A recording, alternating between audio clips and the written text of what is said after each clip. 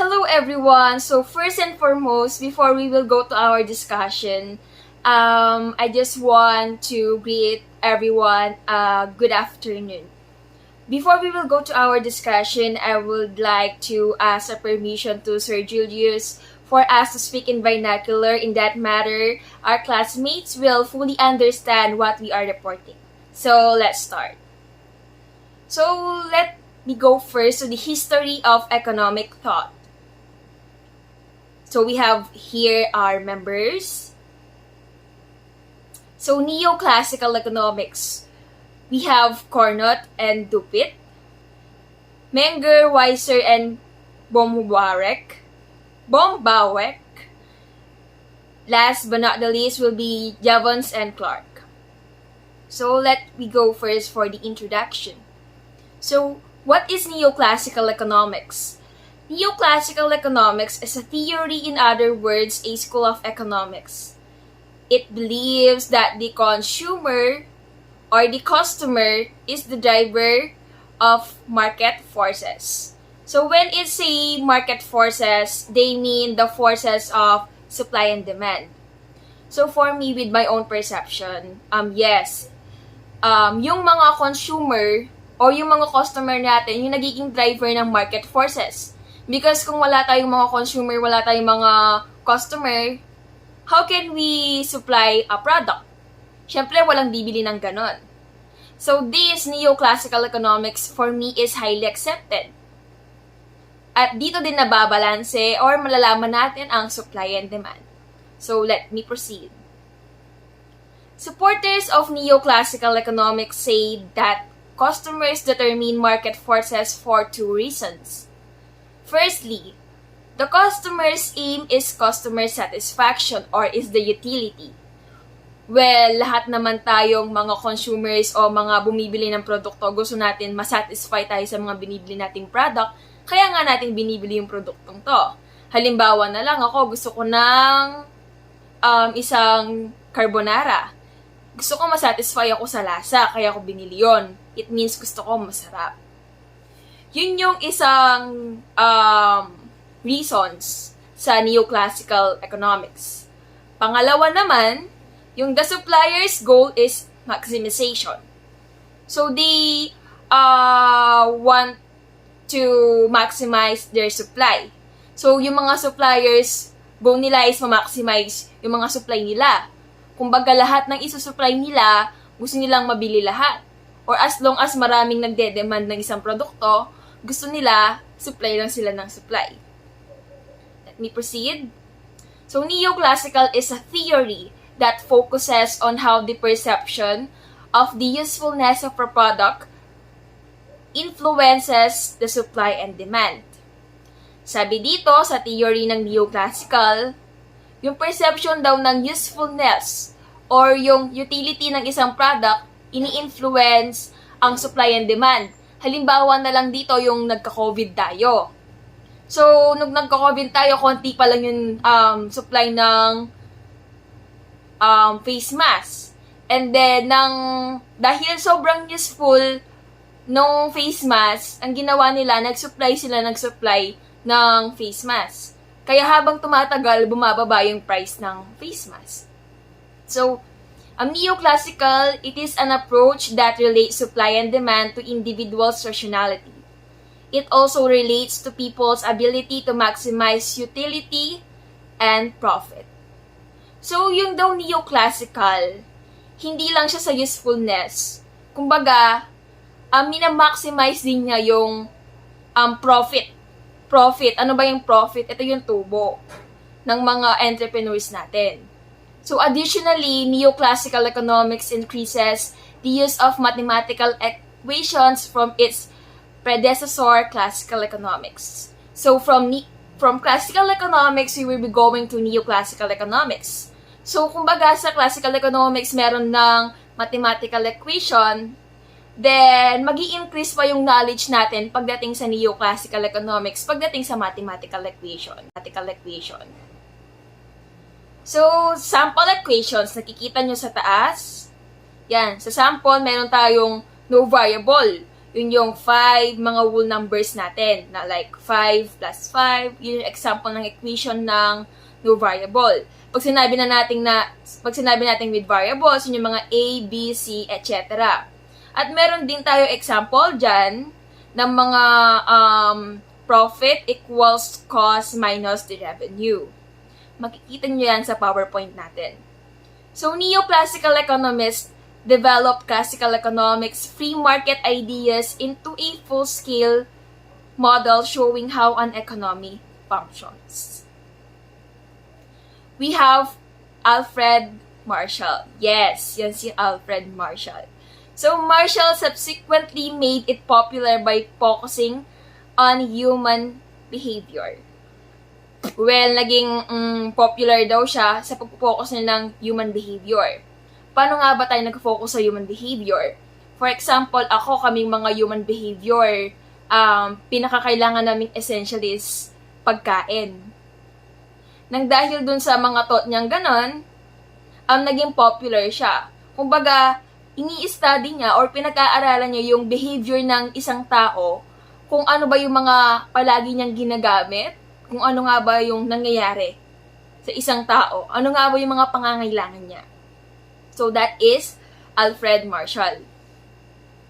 Followers of Neoclassical Economics believe strongly that the markets must be free. This means that the state should refrain from creating too many rules and regulations. So parang dito, pinoprovide or sinasabi din ni Neoclassical na minimal lang yung government intervention ng market, ng government sa market, I mean. Kumbaga dito, sabi niya, pag konti lang yung mga rules and regulations, parang nababalansi yung market natin. Yung control ng government. So they say that if government intervention is minimal, citizens enjoy a higher standard of living. Example, they receive a higher wages and longer life expectancy. Example din dito, yung mga taxes natin. Kung konti lang yung intervention ng government, malamang mababa yung taxes natin. O kaya pag minsan wala na tayong tax. Which is tayong mga consumers nakaka-receive ng sahod, hindi na tayo nakakaltasan for tax. And yung mga supplier natin, hindi na sila nagbabayad ng tax. So in that matter, tayong lahat na individuals mag-benefit sa lahat nandito. Ito yung sabi ng Neoclassical Economics, minimal government intervention. Also, the country's gross domestic product grows faster. So, Neoclassical economists believe that there should be some legislation to make sure business behavior is ethical. When we say ethical, naaayon ba yun sa tama? So, lahat naman ng business behavior kailangan tama. Hindi naman tayo pwedeng gumawa ng isang business na, kumbaga, napakataas ng price, tapos yung mga ginagamit lang natin na product is low quality. Or, mababa lang yung uri ng product, kaya agad nasisira. Ethical ba yung paggamit ng behavior sa business? So, there should always be laws to protect consumers. Dito na papasok yung government intervention dapat. So, dito magpo-provide ng laws and regulations na kung saan pinoprotektahan ang consumers and also ang suppliers. So, that is why we have regulatory bodies in even the world's most laissez-faire economics. So, Neoclassical economics concentrates on how individuals operate in the economy or country. So, nagko-concentrate siya paano yung isang individual mag-operate ng isang country, kagaya nga ng supply and demand, how can you run your businesses, something like that. So, it emphasizes the exchange of goods and services as the main focus of economic analysis. Where yun naman talaga yung totoo. Sa isang ekonomiya, dapat isa din sa main focus natin yung exchange ng goods or services. So, Neoclassical economics is characterized by several assumptions common to many schools of economic thought. And later on, we will tackle what are the several assumptions ng Neoclassical Economics. So we have the body. We have the theories, assumptions, and objectives. It was expressed by E. Roy Weintraub that Neoclassical Economics rests on 3 assumptions. So meron tayong 3 assumptions. Although certain branches of neoclassical theory may have different approaches.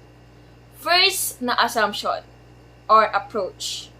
People have rational preferences between outcomes that can be identified and associated with values. So dito mahalaga yung values or yung value ng isang product or services man yan. People act independently on the basis of full and relevant information. Kumbaga, para sa kanila, meron silang sarili nilang basis. So, hindi sila nagdedepende palagi sa ibang tao. Ganon.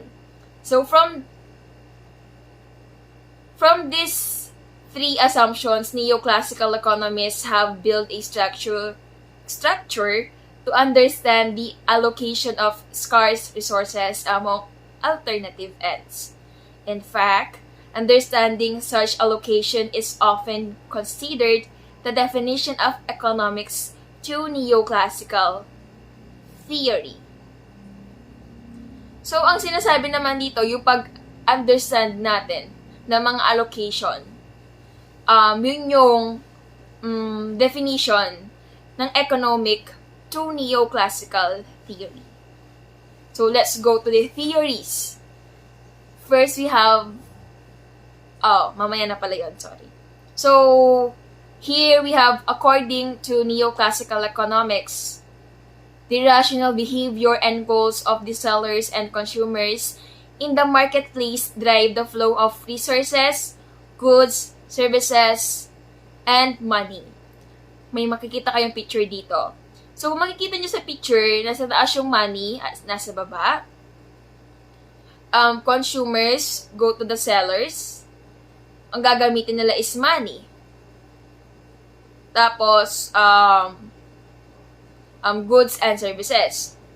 Then, sellers, gagamitin nila money to consumers. Yun yung mga resources or inputs. Yung mga resources natin, sabihin na natin, yung mga woods, products natin, yun yung mga gagawing resources. Then, syempre, gagamit ka ng money doon para mag-produce sa mga consumers. Then, si consumers, gagamit na naman siya ng money para makakuha ng goods and services na babalik yun kay seller.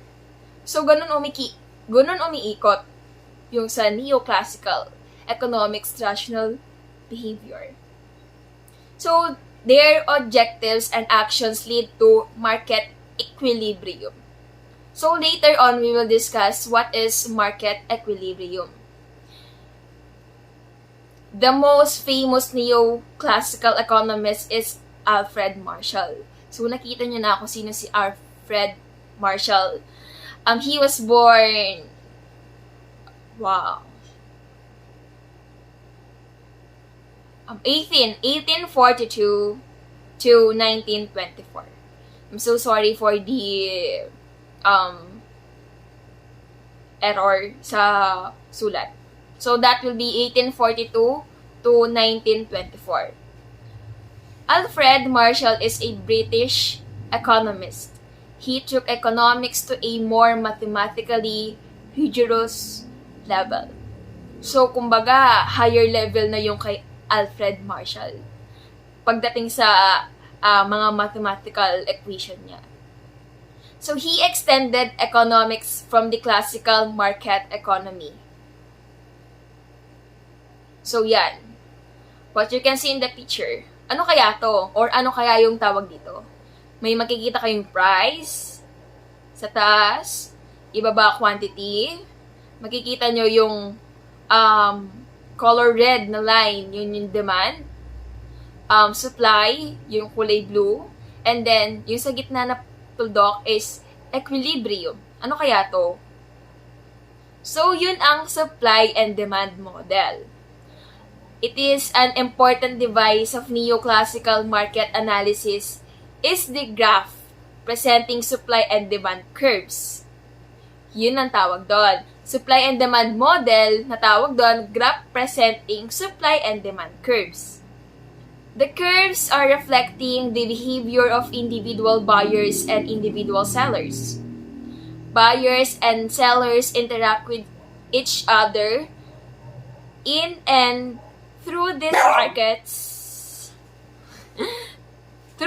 markets, and their interactions determine the market prices of anything they buy and sell. So, yung sa supply and demand model, nandun yung curve ng demand and supply. So, yung nasa gitnang point niya, yun yung equilibrium. Equilibrium, ito yung balance ng supply and demand. Kung nakikita nyo, tama yung, diba? Tama yung curve. Tapos yung price and quantity nasa gitna.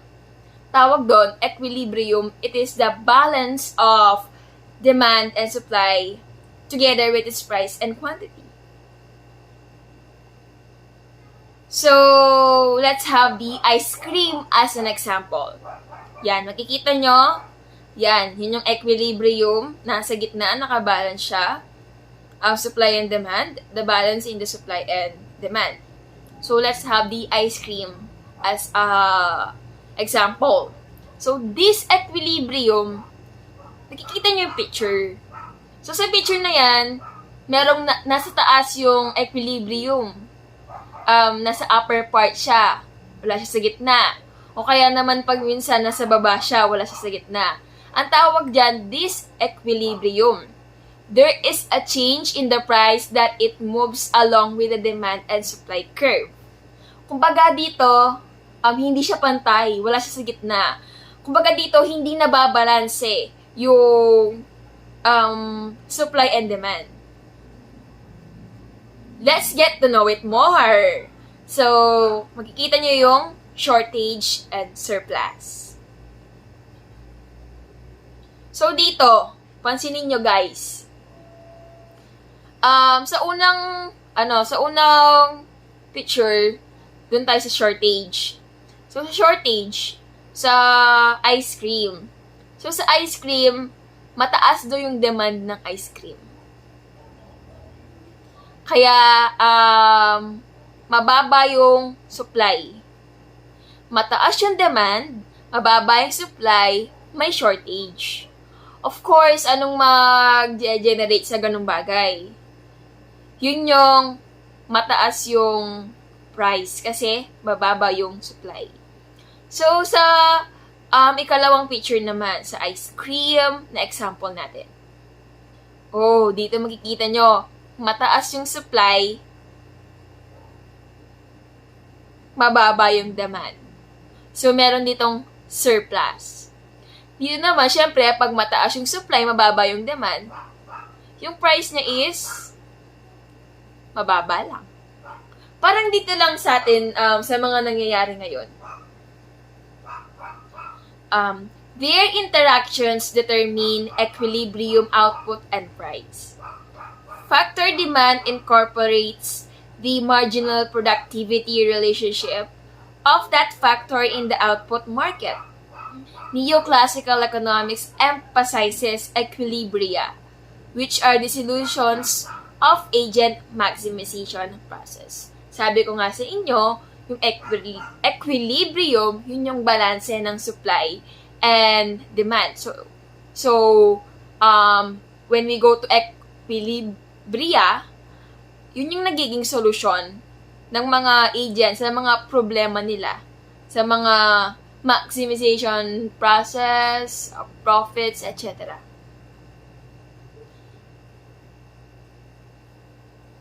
Now, let's move on to the next part of the Neoclassical Economics.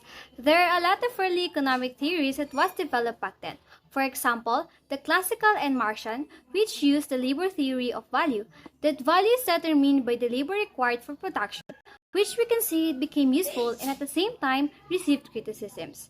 Because of that, it is quite confusing to distinguish those theories, and so the utility theory of value, which a neoclassical economics uses, is one of the main distinguishing factors between neoclassical economics and other earlier economic theories. Under this theory, the value of a good is determined by the marginal utility experienced by the user. Before we simplify this, last quarter, under the Module 3, we tackled both the classical economics as well as the utility. We knew that utility is an economic term that refers to the usefulness, benefits, and satisfaction a good brings to a consumer. While the marginal utility, it is the additional utility gained from the consumption of one additional unit of a good. For example, you have 5 pieces of eggs, and you ate the first egg, which yield 6 utils. The next egg yields 4 utils, and the third egg yields 2 utils. This means that the marginal utility of the second egg is 4 utils, and the third one is 2 utils. Now, back to the theory. As I am saying a while ago, to simplify the said theory, it measures a product's value based on the utility that the consumer can get after purchasing an additional item. For example, Anna bought a candy which yields 10 utils. She got satisfied and wanted some more, so she bought another, which yields 5 utils. Again, she is satisfied but less than the first one. Still, she bought for the third round and this time it yields 3 utils. At this point, Anna is considering to buy again. In this example, we can see that the value of the candy is decreasing as Anna continued to buy candy, for her satisfaction tend to decrease continually. It is the same for companies, because they can assess consumers' willingness to buy a commodity to maximize their satisfaction within their given budget using this theory. On the other hand, the partial definition of the neoclassical theory of value states that the value of an object of market exchange is determined by human interaction between the preferences and productive abilities of individuals. At the same time, the theory wants to know how preferences and productive abilities affects the behavior of the demand and supply and the market price. In result, the theory became the theory of these forces, wherein the preferences and productive abilities are considered to be the cause of supply and demand's behavior and therefore of value. Because according to neoclassical economics, individual preferences and productive abilities are the essential forces that generate all other economic events, such as the demands, supplies, and prices. Why is that so? Think of it. If a good fits in the taste of many consumers, then its demand will hit from bottom to top, as well as its supply. But what if its supply is not enough to provide for the high demand? This is now where the productive abilities comes into the picture. Now, how can it affect the market price? Let's use the same scenario but with specific product, face mask. Pre and during pandemic, face masks became hyped, resulted for its demand to increase. But since face masks aren't receiving much attention, the supply is low. Since the supply is low, but the demand is high, people bought face masks at an expensive price. But now that there are a lot of suppliers of face masks, its price decreased compared to before. In this, we can understand what neoclassical economics is trying to say. From the utility theory of value, let's head to Cambridge University to see what they are serving for our brain. Unlike Fisher's, the Cambridge University's economists Alfred Marshall, Arthur Cecil Pigou, Ralph George Hawtrey, and Dennis Home Robertson gave emphasis on the main function of money, the store of value, which means any commodity that would retain its purchasing power and it can be retrieved, saved, and exchanged when needed and can be useful in those days. This theory studies that the value of money is determined by the demand and supply of it, where demand for money is demand to hold cash balance. It is the amount of money they have or hold for such events because people need to pay for emergency bills, unexpected shoppings, and so on, for transactions and precautionary motives. The theory is also called as cash balance approach, for the reason it gives preferences to the demand of money and determines the value of money by the demand and supply of it. If you are having a hard time getting it, then let me dig deeper. Since the supply of money is exogenously given and determined by monetary policy, let's say that more people are holding their asset in the form of cash. Then, the demand for goods will decrease, which will affect the price to decrease. Why? because less people are buying or spending money to buy their necessities in the market. Then, an increase in store of value of money will occur for more consumers chose not to spend their money. On the other hand, if the supply of money increased, consumers' purchasing power will also increase, resulting for them to spend more. As a result, price level increases and value of money decreases. In order for us to calculate the demand for money, Cambridge economists presented an equation, as you can see, wherein K is the proportion of real income. When we say real income, it is the total amount of money an entity makes after adjusting for the inflation. And it is also called as real wage if referring in individual's income in the form of cash. P is for price level and Y is the real income. And there you have it, the utility theory of value and Cambridge quantity theory of money. Now, let's enter the next part of the Neoclassical Economics as I conclude the thesis case close. A market failure occurs when prices do not match reality. In this distorted market, prices do not represent the supply and demand of a service or a product correctly, and there's a mismatch between the individual needs and supply in a free market. In this Pareto efficiency, it does not guarantee equality or even injustice. Suggests that resources are distributed in the most economically advantaged way when no change in the economy can make one person's situations better without making at least one other person's situations worse. In that situation is known as the Pareto optimal state. In this, the buying and selling of a good and services between businesses is called international trade. On the global market, commodities such as consumers, products, raw materials, food and machinery are all purchased and sold. Origins in change economics theory and classical economics theory. According to the classical theory, every complex idea has a classical analysis, which is a thesis outlining the metaphysically necessarily and co-equally sufficient conditions for that concept to exist across all possible worlds. I will give a real-world example of classical theory in action. Adam Smith's a 1776 release of The Wealth of Nations stressed the essence of free trade and also the invisible hand.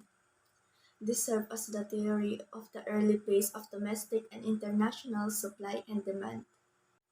The marginal revolution refers to the profound changes in economics that took place in the 1870s, which explained economic behavior in terms of marginal utility. In related concept when the simultaneous but independent work of three economists, Jevons in England, Menger in Austria, and Warles in Switzerland, changed the way that value was understood.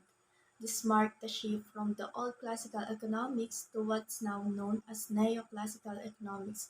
In many ways, it was the birth of modern economics. The marginal utility tells how much marginal value or satisfaction a consumer gets from consuming an additional unit of goods. Cambridge and Lausanne School.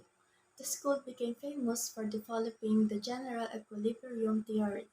In the contemporary economy, the general methodologic basis of mainstream economics in the form of new classical microeconomics and new Keynesian macroeconomics. The Faculty of Economics at the University of Cambridge is one of the longest standing as well as being one of the leading economics faculties in Europe. And the Lausanne School of Economics, sometimes referred to as a mathematical school, refers to the neoclassical economic school of thought surrounding Leon Walras and Wilfredo Pareto. It is named after the University of Lausanne at which both Walras and Pareto held professorships. Evolution. The evolution of neoclassical economics can be divided into three phases. The first phase, pre-Keynesian, dated between the initial forming of neoclassical economics, the second half of the 19th century. Napetsahan siya sa pagitan ng pagbuo ng neoclassical economics. The second phase, Keynesian Economics, napetsahan din siya sa pagitan ng taon ng 1940 at kalahati ng 1970. Ang Keynesian Economics ay nangingibabaw siya sa ekonomiya ng mundo, pero ang Neoclassical Economics hindi siya tumigil sa pag-iral. Nagpatuloy ito sa pagbuo ng teoryang microeconomics nito at nagsimulang lumikha ng sarili nitong teorya ng microeconomics. The third phase, Neoclassical Renaissance. The third phase began in the 1970s, the revival of Neoclassical Economics. During this era, Neo-Keynesian economics was in crisis, which encouraged the creation of new classical line of thought such as monetarism, neoclassical microeconomics, supply-side economics, or the public choice theory. Despite the diverse focus and approach of these theories, they are all based on the theoretic and methodologic principle of traditional neoclassical economics. Sa kabila ng magkakaibang focus at diskarte ng mga teoryang ito, lahat sila ay batay sa teoretiko at methodological na mga prinsipyo ng traditional na neoclassical na ekonomiya. Neoclassical synthesis. Marami sa mga pag-uunlad na ito ay laban sa backdrop ng mga pagpapabuti sa parehong econometrics. Ito yung kakayahang sukatin ang mga presyo at pagbabago sa mga produkto at serbisyo, pati na rin ang kanilang pinagsama-samang dami at sa paglikha ng microeconomics o ang pag-aaral ng buong ekonomiya. Cambridge Capital Controversy. Umiiral dito ang mga problema sa paggawa ng neoclassical general equilibrium theory na tumutugma sa isang ekonomiya na umuunlad sa paglipas ng panahon at kinabibilangan ng mga capital goods. Ito ay ginalugod sa isang pangunahing debate noong 1960. Cambridge Capital Controversy ay tungkol sa bisa ng Neoclassical Economics na may diin sa economic growth, capital, aggregate theory, at marginal productivity theory of distribution. Methodology and mathematical models. Critics of neoclassical economics are divided into those who think that highly mathematical method is inherently wrong, and those who think that mathematical method is useful, even if neoclassical economics has other problems. Neoclassical economics analysis is too mathematical and theoretical, leading it to become detached from the real world. They insist neoclassicists have ignored the failures of the market system, rather than allowing new evidence to reshape their views. Critics such as Tony Lawson contend that neoclassical economics reliance on function relation is inadequate for social phenomena, in which knowledge of the variable does not reliably predict another. Objectivity and pluralism. Neoclassical economics is often criticized for having a normative bias, despite sometimes claiming to be value-free. Such critics argue an ideological side of neoclassical economics, generally to argue that students should be taught more than one economic theory and that economics department should be more pluralistic. The pluralism in economics movement is a campaign to change the teaching and research in economics towards more openness in its approaches, topics and standpoint it's considered. The goal of the movement is to reinvigorate the discipline and bring economics back into the service of society. Rational behavior and assumption. One of the most widely criticized aspects of neoclassical economics is its set of assumptions about human behavior and rationality. According to Edward Fulbrook, these assumptions were chosen not because they were observed to be true by studying human behavior, but because they were the required condition to reach a market equilibrium. Human behavior is often much more emotional. unpredictable, and easy influenced. This undercuts the logical methodology neoclassical economists believe governs every economic transaction, just a lightning calculator of pleasure and pains, who oscillates like homogeneous globule of desire of happiness under the impulse of stimuli that shift above the area, but leave him intact. Methodological individualism. According to this doctrine, individuals are independent of social phenomena, but the opposite is not true. Individuals' actions can explain micro-scale behavior, and social collections are nothing more than aggregates, and they do not add anything to its components. Although methodological individualism does not negate complex social phenomena, such as institutions or behavioral rules, it argues any explanation should be based on constituent components characteristics of those institutions. This is a reductionist approach based on which is believed that the characteristics of the social systems are derived from the individual's preference and their actions. So, to explain, methodological individualism is an invitation to study from the point of view of the individual the balance between self-centered interests and the importance given to the interests or values of the other people, as well as institutional commitments. So, methodological individualism's purpose is to explain and understand microphenomena as the aggregation of decisions by individuals. The whole is nothing but the sum of its parts. This may also be described as reductionism, since methodological individualism allows the whole to be reduced to the sum of its part, and thus the parts that make up the system may be studied in isolation. Methodological individualism is an essential part of general equilibrium theory and in the demand of microfoundation in economics. Second one is inequality.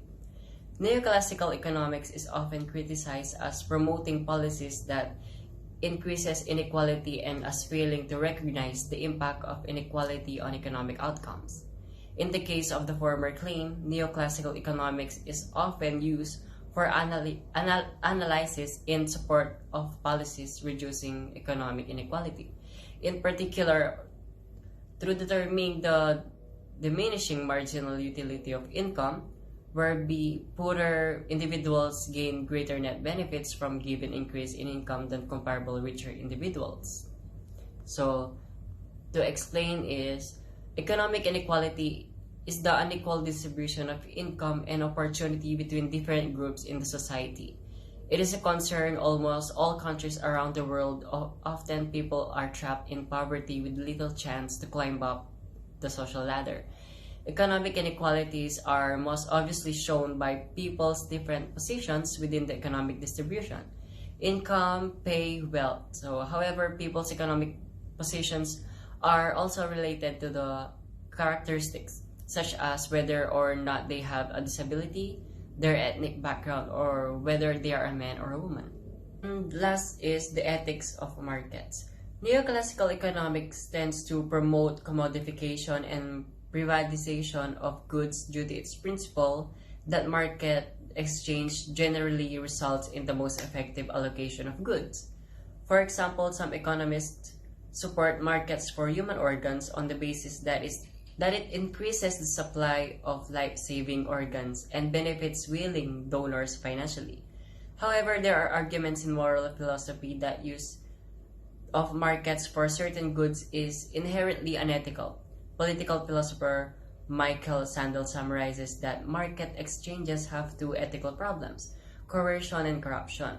Coercion happens because market participation may not be as free as proponents often claim. People often participate in markets because it is the only way to survive, which is not truly voluntary. Corruption describes how commodification of a good can inherently degrade its value.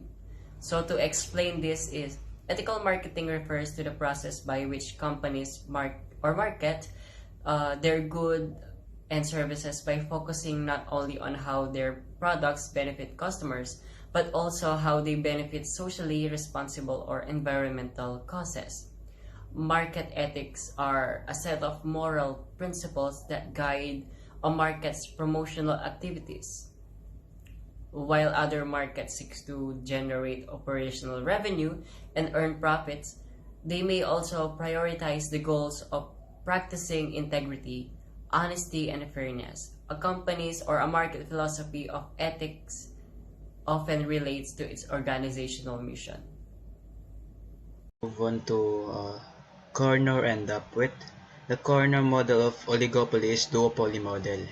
One oligopoly charges a higher price and the other charges a lower price, com- competing with the market share. The one charging the higher price would lower its price to gain more consumers, while the one charging the lower price would increase its price knowing that its price would still be lower than its competitor. This constantly happens until both oligopolies arrive at the same price level. At this point, consumers may buy from any of them. Corner competition is an economic model describing an industry structure in which rival companies offering an identical product compete on the amount of output they produce, independently and at the same time. It is named after its founder, French mathematician Augustin Carnot. Advantages of Carnot competition. The Carnot model has some significant advantage. The model produces logical results which prices and quantities that are between monopolistic. It also yields a stable Nash equilibrium, an outcome from which neither player would like to deviate unilaterally. Firstly, the cornered classic duopoly model assumes that the two players set their uh, quantity quantity strategy independently of each other. This is unlikely to be the case in a practical sense when only two producers are in the market. They are likely to be highly responsive to each other's strategies rather than operating in a vacuum.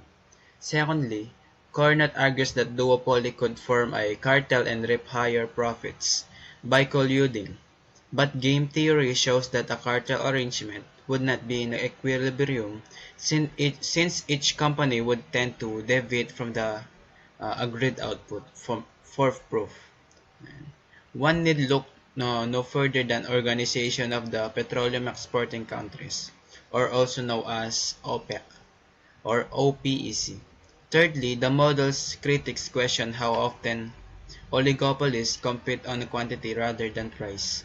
French scientist uh, Bertrand in 1883 attempted to rectify this oversight by changing the strategic variable choice from the quantity to price. The sustainability of price rather than quantity as the main variable in oligopoly models was confirmed in subsequent research by a number of economists. Finally, the Cornett model assumes product homogeneity with no differentiating factors. Cornett developed with his model after observing competition in a spring water duopoly. It is ironic that even in a product as basic as bottled mineral water, one would be hard-pressed to find homogeneity in the products offered by different suppliers. And the second one is Dupwit, or his full name is Arsene Jules Etienne Juvenal Dupwit. He is born May 18, 1804, and he died in September 5, 1866. He was an Italian-born French civil engineer and economist. Engineering questions led to his interest in economics, a subject in which he was self-taught. His 1844 article was concerned when deciding the optimum toll for a bridge. It was here that he introduced his curve of diminishing marginal utility. As the quantity of a good consumed rises, the marginal utility of the good declines for the user. So the lower the toll, the more people who would use the bridge, or the higher consumption. Conversely, as the quantity rises, the willingness of a person to pay for the good.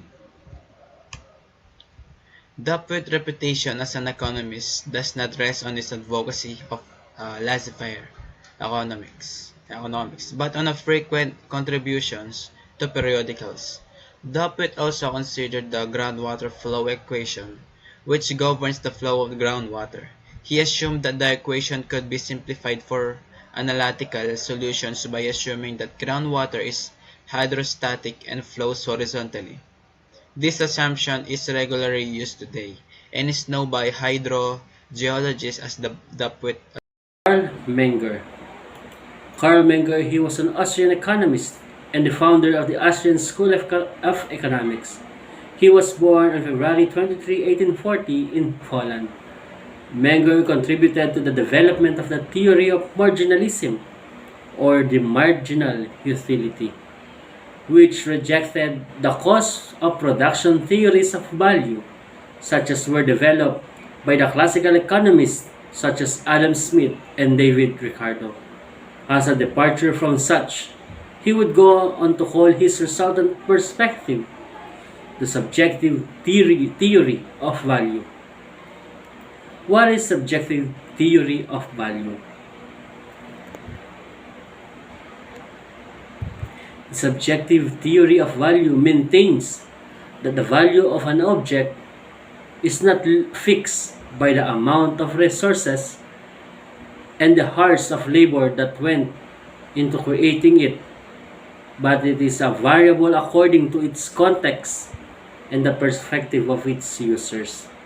In fact, the theory argues the value of any object is determined by the individual who buys or sells it.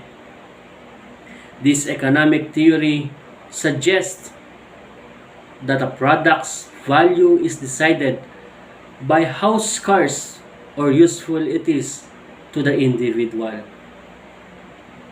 Parang kung gaano po ito kahalaga o ginagamit ng isang tao o isang individual, dun po bumabase ang halaga ng isang produkto. According to Menger, Karl Menger, the subjective theory of value is the most powerful insights in economics. Both sides gain from exchange. Unlike William Jevons, Menger did not believe that goods provide utils or units of utility. Rather, he wrote, goods are valuable because they serve various uses whose importance differs. At ang subjective theory of value ay nagpapanatili ng ang halaga ng isang bagay ay hindi nakatakda sa dami ng mga mapagkukunan na produkto o dami ng oras sa paggawa o sa paglikha ng isang produkto. Ito rin ay nagbabago ayon sa konteksto at pananaw ng mga gumagamit nito. Ang teorya ni Menger na subjective theory of value ay nangangatwiran ang halaga ng anumang bagay na tinutukoy ng individual na bumibili o ng isang tao ay bumabase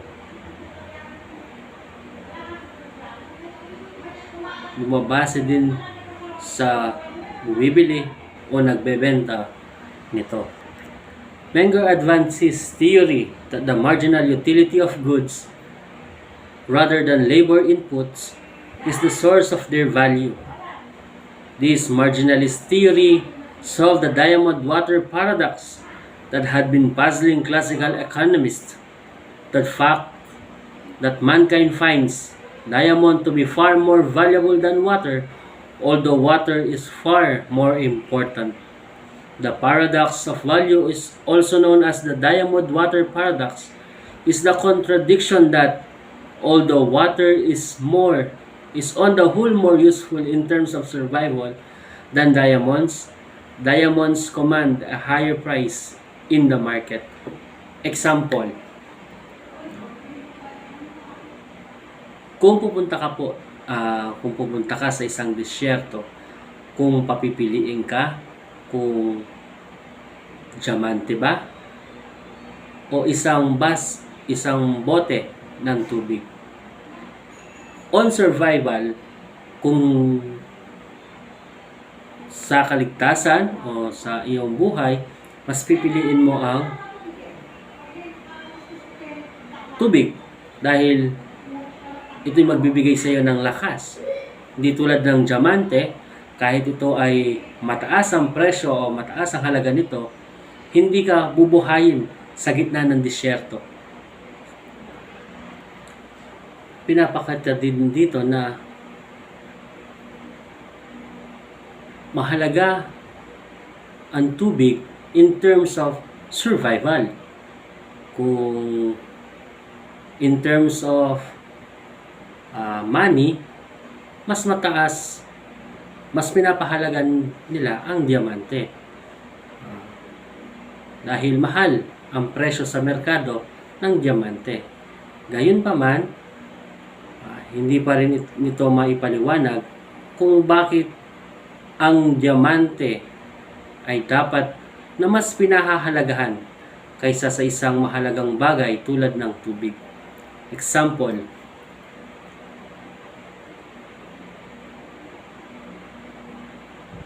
ang tubig in terms of labor cost, hindi siya ganon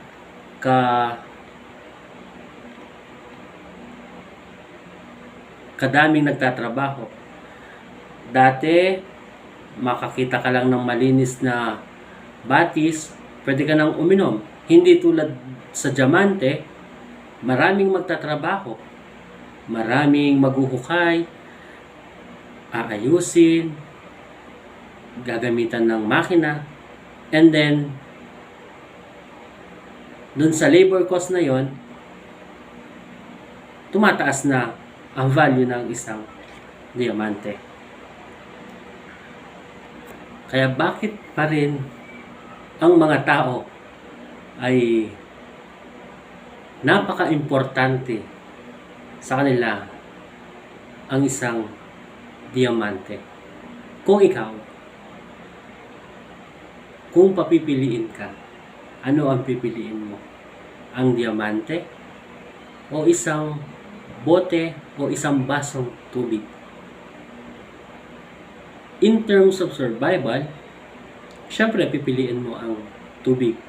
In terms of money, mas marami kang mabibili sa diamante. For me, parehas silang importante. Dahil ang tubig ang nagbibigay buhay. Kahit walang pagkain, ang tubig, nagbibigay siya ng buhay. Nagbibigay ng lakas ang tubig. But at the same time, once na nagkaroon ka ng diamante, in terms of money, may ibebenta mo to sa malaking halaga at makakabili ka ng marami. Who is Friedrich von Weiser? He developed 3 relevant theories extracted from his book, Der natürliche Wert, or the Natural Value, was published in Vienna, Austria in 1889. He was also an early economist of the Austrian School of Economics, born in Vienna, Austria.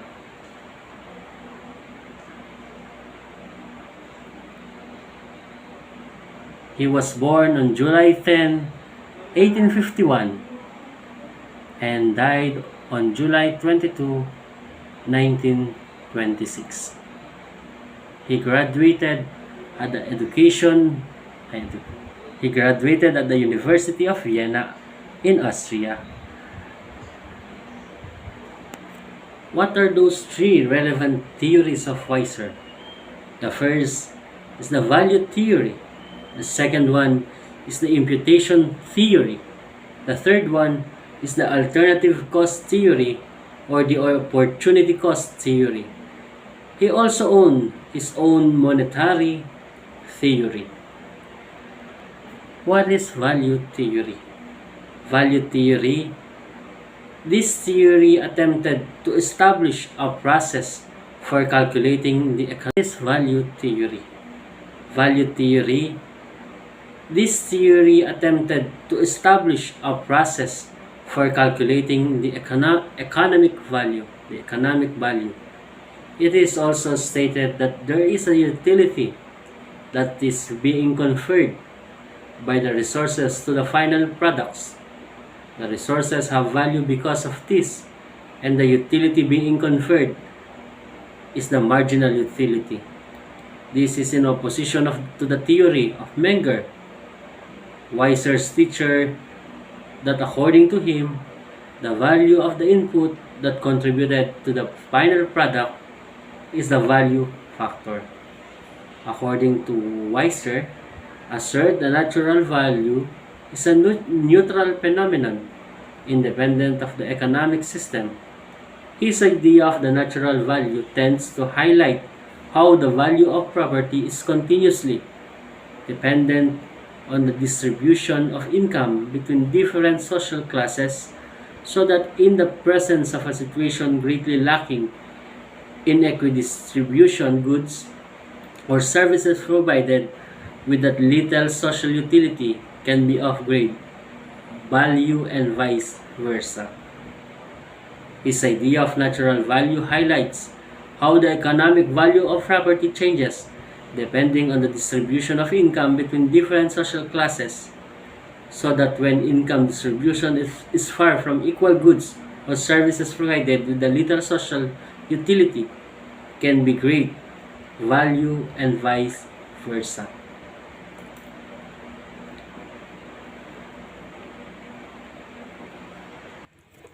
Ang teorya theory of value o value theory ay ito ay isang para magtatag ng isang proseso para sa pagkalkula ng halaga ng ekonomiya. Nakasaad din dito na ibinibigay ito upang mapagkunan sa mga huling produkto na mapagkukunan ng isang ekonomiya.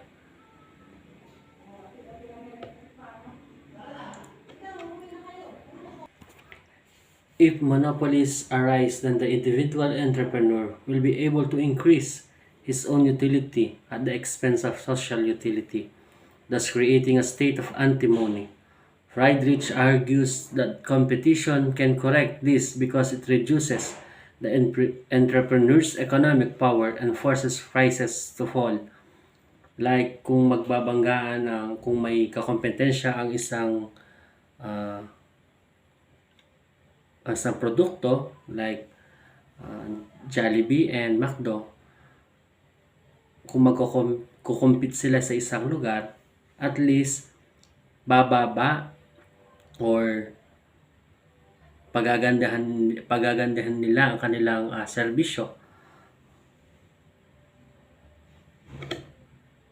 Disparity in the purchasing power of consumers leads to overproduced goods to meet the needs of persons with high ability to pay, and to few goods to meet the needs of poor people.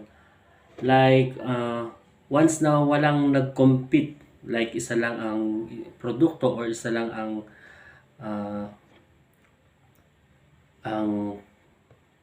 naroroon, may chance na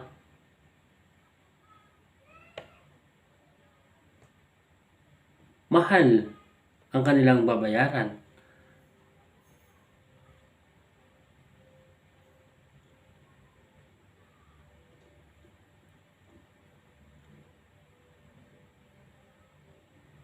At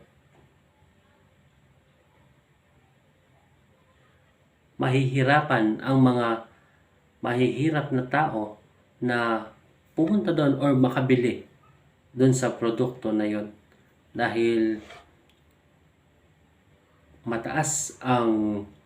dahil walang kakompete sa isang produkto or sa isang kumpanya, marahil tataas ang mga bilihin o ang serbisyo ng isang kumpanya. Next, let's proceed to the imputation theory. This theory of imputation on the assumption that factors of production are combined in fixed proportions in each industry, but at different rates in different industries. It was one of the first mathematical solutions to the problem of determining the prices of factors of production. Given that a factor is used in the production of range of first-order goods, its value is determined by the good that is worth the least among all the goods in the range. This value is determined at the margin, the marginal utility of the last unit of the least valuable good produced by the factor in connection with his opportunity cost. The value is derived represents an opportunity cost across all industries, and the values of the factors of production and goods are determined in the whole system. The supply and demand do not develop into the determinants of value. The determinant of value is the marginal utility. If the production of an initial group of workers is 10, for example, the 100 units increase or dumagdag ang 10 manggagawa, the production the production will be on 90 units. And the addition of still another 10 workers, so kung magdadagdag ulit tayo ng 10 manggagawa, daragdag na naman ang production ng 80 units. In this case, the marginal productivity of a worker will be 8 units. 80 divided by 10. That's why it is alternative cost theory. The alternative cost theory, it has a debate focus on the following points. For the English, cost was technical concept, the spending needed to produce something.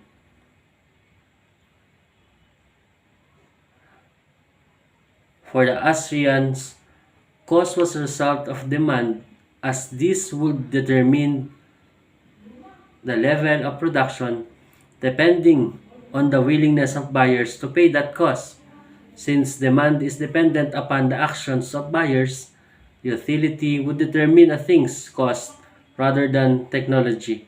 In this context, the Austrian concept of opportunity cost claimed to ruin the British parametric concept of cost. The opportunity cost would be that which the purchaser would willingly forego in agreeing to pay the cost of the option chosen. Thus, if a person has several options, you can calculate the opportunity cost of choosing one. But can we calculate a universal opportunity cost, which would include all the options? The prevailing opinion was that opportunity cost could not be applied outside of cases of limited resources. This led some economists to limit the object of the economics to exceptional resource situation. Still unknown are the still unknown are the consequences that might follow from an economic science that has no fixed limits outside of the economic systems in terms of availability of goods.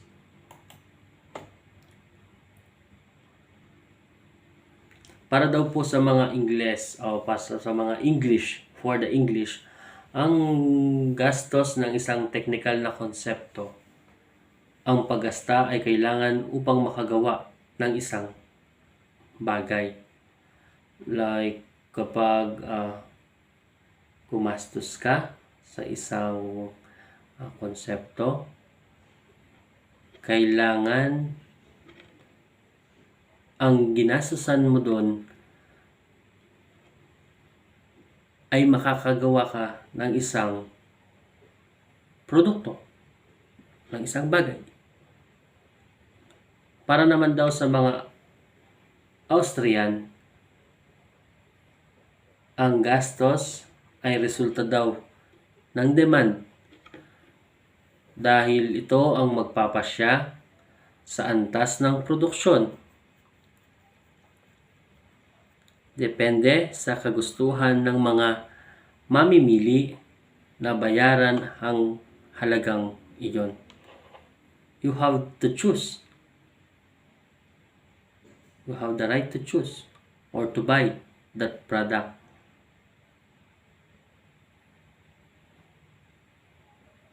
Dahil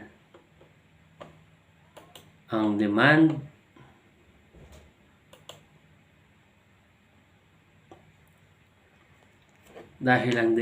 ay nakadepende sa aksyon ng mga mamimili. Ito ay tumutukoy sa halaga ng isang bagay kaysa sa isang teknolohiya.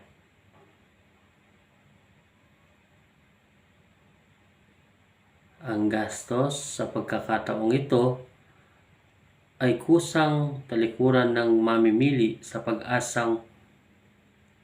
pagsang-ayon na bayaran ang halaga ng napiling bagay. Kaya kung ang isang tao ay may ilang mga pagpipilian, maaari mong tansyahin ang gastos sa pagkakataon ng pagpili sa isang bagay. Ngunit, maaari ba nating kalkulahin ang isang pangkalahatang gastos sa kasama ang lahat ng mga pagpipilian?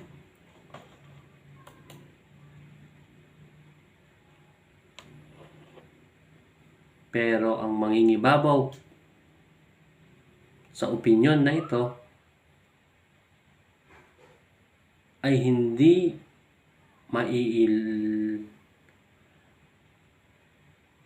lalapit sa labas ng mga limitadong mapagkukunan ng gastos. Own the theory of monetary. According to Weiser, it was inspired by the research of Carl Menger, in particular by his study of currency, which discussed both the historical evolution of money and the theory of its value. Weiser used the theory of the marginal utility as a basis for his monetary theory. It was initially rejected. In fact, some authors tried to prove that marginalism necessarily failed when used as a basis for building such theories. However, his disciple Ludwig von Mises studied Weiser's theory and fleshed it out, creating the complex upon which he built the German concept of money or Geld. An example of the monetary theory. If you have a $1 million total income of the community,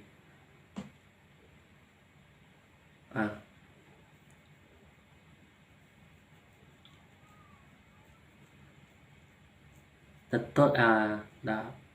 your community or your in every hypothetical community is $1 million, the total income of the community is $10 million per year. On average, each member of the family or each member of the community holds an amount of money equal in the value of 1/10 of a year income or to 5.2 weeks income. Put differently, the income is equal to 10 per year. That is each $1 on average is paid out of 10 times a year.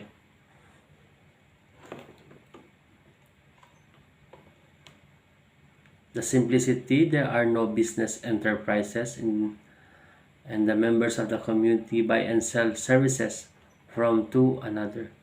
Now let assume in the case of this example that the quantity of money in this community is somehow doubled, the double. But no one expect the quantity to change gain. Walang pagbabago na kumita. All members of the community regard themselves as better off. Each now has 10.4 weeks income in the form of cash instead the previous 5.2 weeks. If everyone were to hold onto extra cash, nothing further would happen. But the experience dictates that the people will try to spend it to reduce the amount of wealth held as money. Eugene Bombawerk was an Austrian economist who made the important contribution to the development of the Austrian School of Economics and the Neoclassical Economics. He served intermittently as the Austrian Minister of Finance between 1895 and 1904. He also wrote the extensive criticism of Marxism. He was born on February 12, 1851 in Czechia and died on August 27, 1914 in Austria.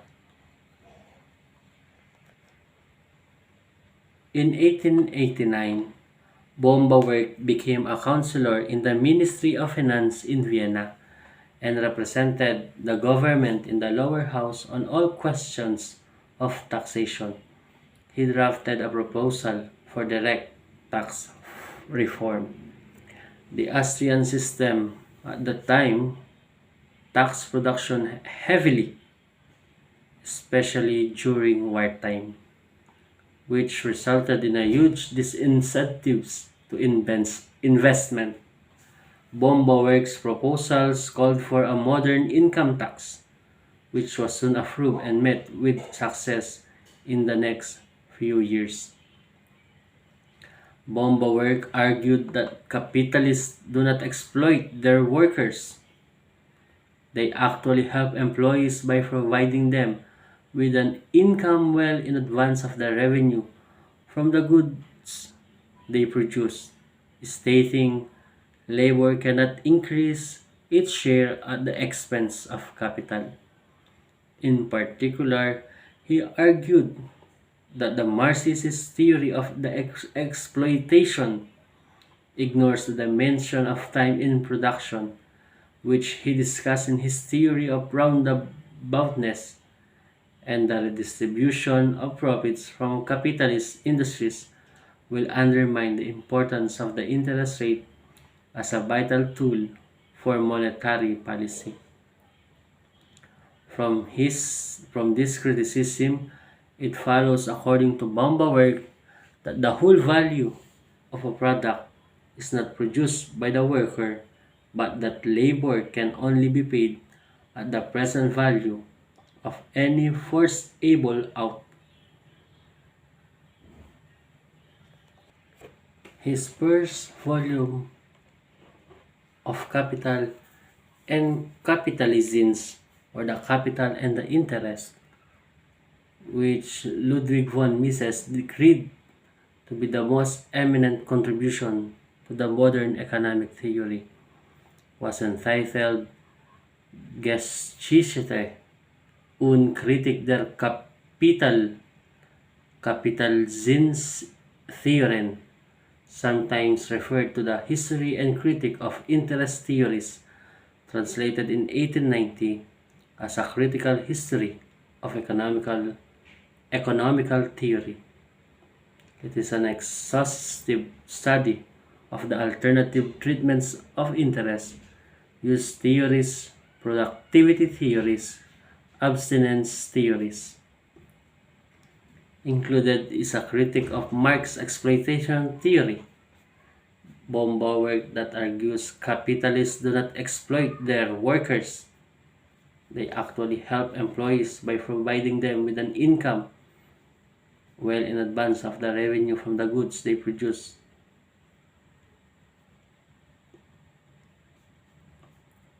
Work Positive Theories des Capitalistes, offered as the second volume of Capital and Interest, elaborated on the economy's time-consuming production processes and the interest payments of the entail.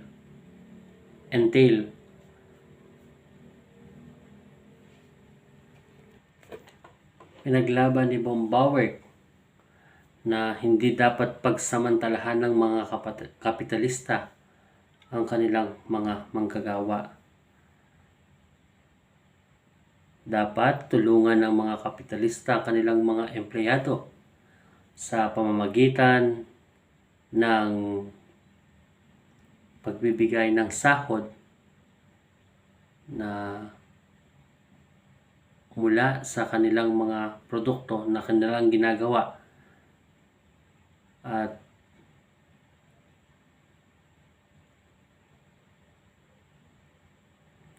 hindi madaragdagan ng paggawa ang bahagi nito sa gastos ng kapital.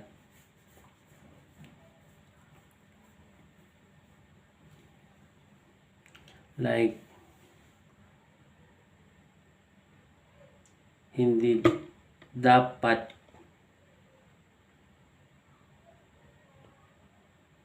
bumabase ang mga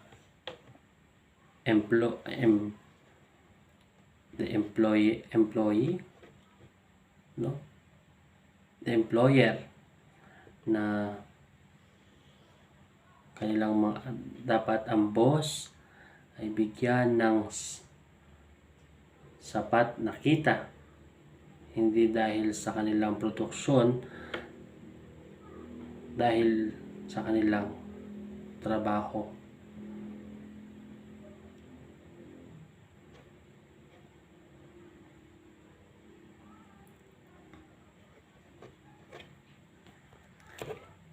Ang buong halaga ng isang produkto ay hindi ginawa ng manggagawa, ngunit ang paggawa ay mababayaran lamang sa kasalukuyang halaga ng anumang kinita ng isang produkto.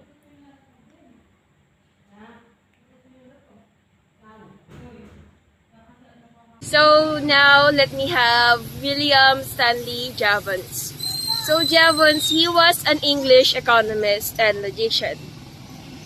Jevons' book, A General Mathematical Theory of Political Economy in 1862, was the start of the mathematical method in economics. So, kanina nga, nung unang part, yung mga pinakitang mga pictures doon, yun yung sample ng mga mathematical equation ng economics. Simple equation na lang sa economics yung ginagamit natin sa addition, subtraction, multiplication, and division. It made the case that economics as a science concerned with quantities is necessarily mathematical. In so doing, it expounded upon the final or the marginal utility theory of value. Jevons' work, along with the similar discoveries made by Carl Menger in Vienna, 1871, and by Leon Walras in Switzerland, 1874, marked the opening of a new period in history of economic thought. So, nakikita yung pic na dyan, yan si Leon Walras. Jevons' contribution to the marginal revolution economics in the late 19th century established his reputation as a leading political economist and logician of that time. So, yun daw contribution ni Jevons sa marginal revolution noong 19th century, yun daw yung nagpalid ng reputation niya bilang economist. At the same time, isa din siyang logician.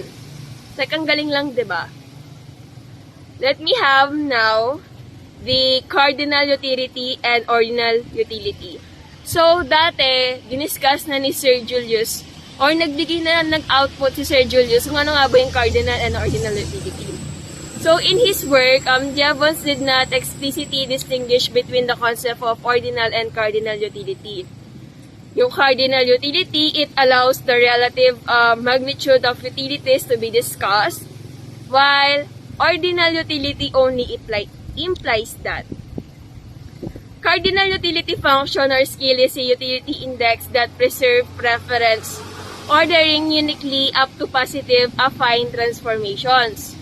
The use of cardinal utility imposes the assumption that levels of absolute satisfaction exist, so that the magnitudes of increments to satisfaction can be composed across different situations.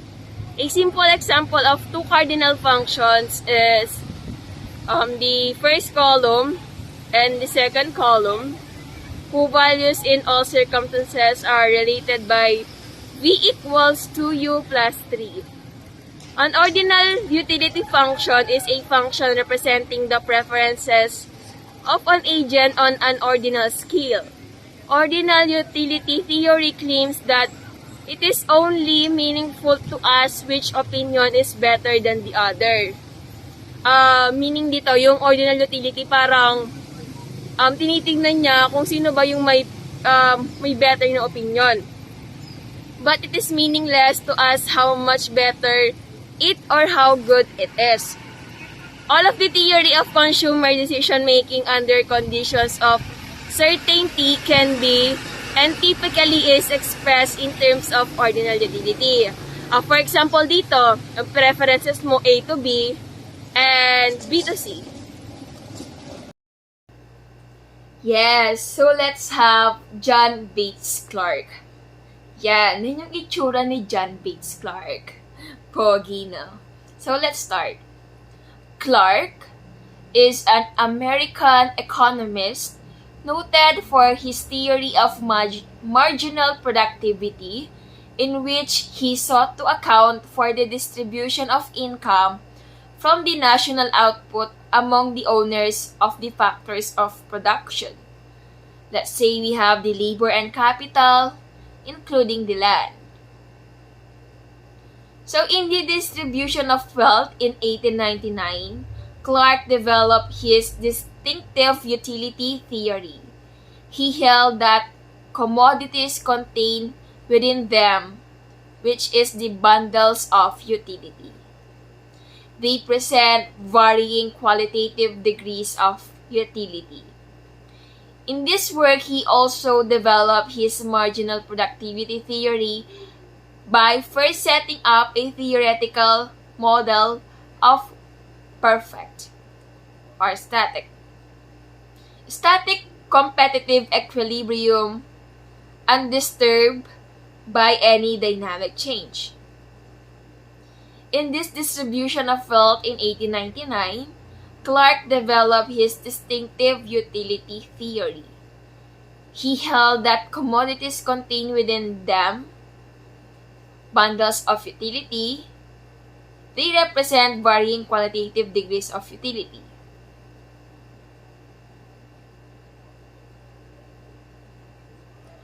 From this theoretical model, he reached his conclusions on the distribution of the total national product. He Here, he also advanced the concept of social capital as being a permanent, ongoing stream of future incomes out of which all productive inputs, including capital goods, are temporarily taken for a charge or interest. Well, from this theoretical model, sa mga conclusion niya na distribution of total national product, well, dito, sinasabi din na yung temporarily taken, yun yung interest. Well, maganda nga dito bakit? Kasi temporarily taken, from the word itself, temporary. Ngayon, palagi na lang may interest. Goods man yan, services man yan, phone man yan, lahat man yan, utang man yan, malaging may interest. The publication of Marx's Philosophy of Wealth in 1886 marked his revolt against the spirit of old political economy. So, kung may old political economy, meron din tayong bagong political economy. He argued that the people were motivated as much by their social interests as by their self-centered personal interests. Like, for me, this is an advantage. If you were be motivated by your social interests, of course, iisipin mo yung isang tao, ibang tao.